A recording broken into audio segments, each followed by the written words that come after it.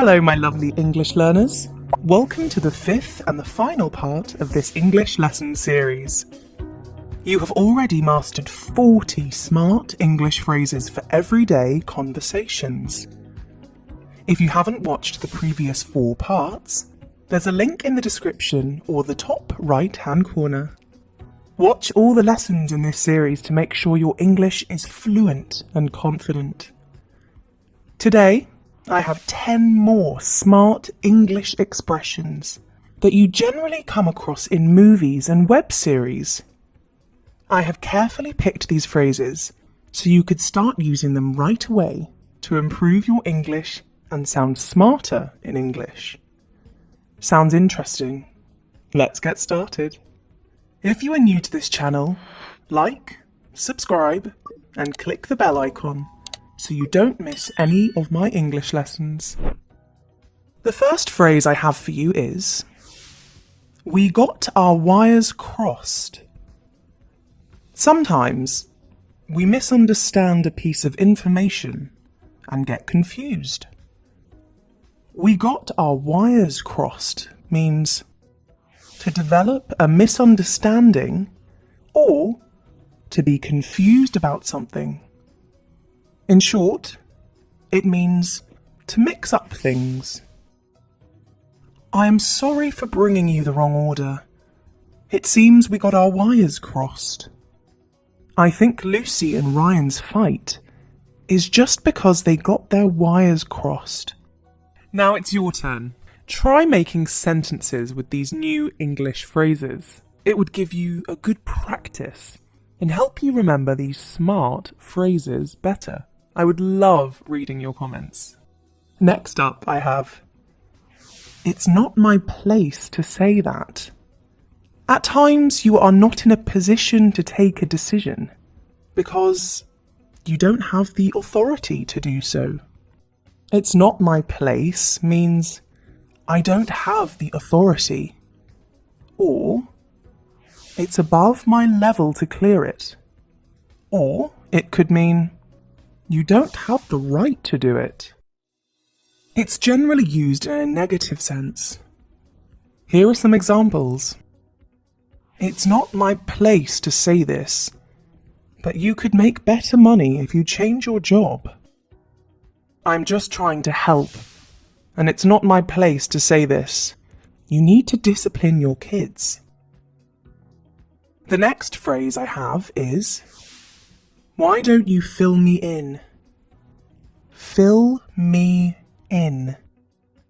It means, provide me with the latest information, or please update me about what happened when I was away. Why don't you get in the car and fill me in with what happened at work while I was away? Angie just filled me in on what happened at the seminar. Just fill me in about the episodes I missed, and we can watch it from here together. Next on the list is, you cannot undermine me. You cannot undermine me. To undermine someone means to make them less confident or less likely to succeed. But in everyday conversation, you could use it to say, to go around someone's back. Not physically, but to keep them in the dark about something. How can you undermine me and meet the investors all alone? Is there something I need to know? Ryan is trying to undermine her by spreading rumours about her in the office.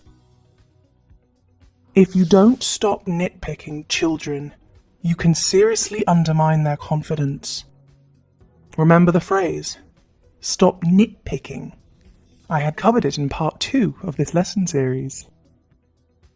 At number 5, I have, we need to pivot. The dictionary meaning of pivot is to turn or twist, but in conversations it could mean to change your opinion or decisions, to change the topic or to diversify. Let's look at some examples. The politician immediately pivoted when questioned about his involvement in the scam. We need to slightly pivot our business proposal so that it falls in line with the investors. The car pivoted on the divider and rammed straight into the sidewall. Here's the next one. I always take him with a grain of salt. There are people around who add up things and share information. You cannot trust them completely. Hence, you take them with a grain of salt. It means to not completely believe someone. You think someone is not sharing the whole truth. To not take something seriously. I take TV news with a grain of salt. They are all biased. I'll take anything he says with a grain of salt. He has a habit of exaggerating things. Up next is, she dished the dirt. Interesting phrases, huh? It means to share dirty gossip about someone. After leaving the company, Maria dished the dirt about inside politics in the management to her new boss.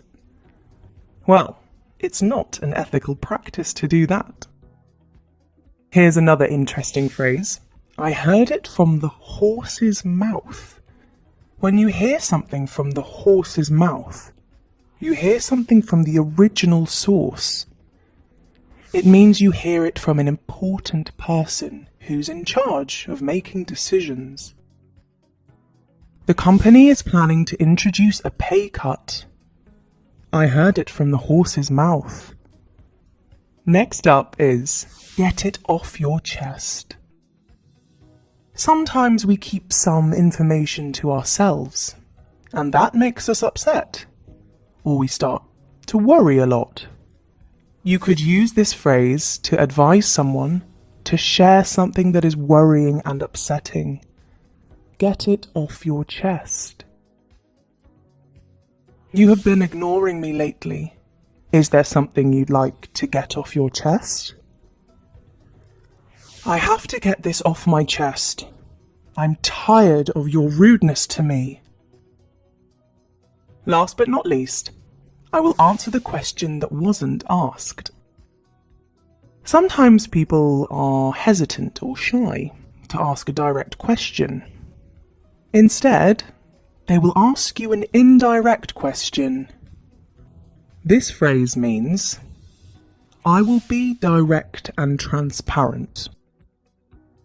I will come straight to the point.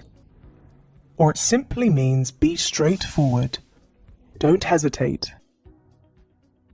Let me answer the question that wasn't asked. Don't expect a fancy salary raise this year. Let me answer the question that wasn't asked. Ria really likes you. Just ask her out for dinner. Isn't it an interesting phrase? To all my YouTube family, let me answer the question that wasn't asked. To get fluent in English, you need to use the language regularly. Only practicing English every day would make you speak English fluently and confidently. Let's quickly revise what you've learnt today. We got our wires crossed. It's not my place to say that. Why don't you fill me in? You cannot undermine me. We need to pivot. I always take him with a grain of salt. She dished the dirt. I heard it from the horse's mouth. Get it off your chest. I will answer the question that wasn't asked. I hope you found this lesson useful. Hit like, subscribe, and click the bell so that you don't miss such interesting English lessons. Keep learning English and take care. Bye.